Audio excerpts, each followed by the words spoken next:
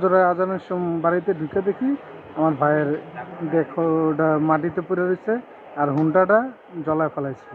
আমরা ঢুকি দেখতে পাচ্ছি, আর কারা করছে বা কি জন্য করছে এই ব্যাপারে আমরা কিছু এখনো তথ্য পাইনি।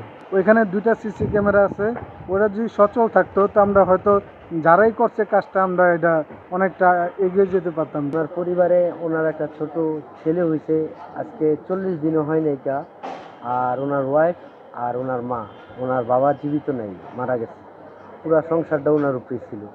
হচ্ছে আমার বড় ভাই মার্ডার হয়েছে, যে পর্যায়ে মার্ডার হয়েছে তো আশা করি না ওইখানে কোনো যে সিকিউরিটি আছে, তো ওরকম সিকিউরিটি না থাকলে আমার খালা আছে ওইখানে, আমার খালতো ভাইয়ের ছেলে আছে, খালতো ভাই তো মারাই গেল, তো ওনাদের সিকিউরিটি কে দিবে?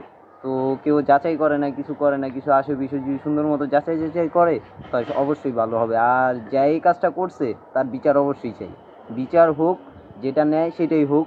বর্তমান পুলিশ প্রশাসন যারা আছে তাদের তদন্তর মাধ্যমে সুন্দর করে বিচারটা যাই হয় সেটা করে দিবে আশা করি।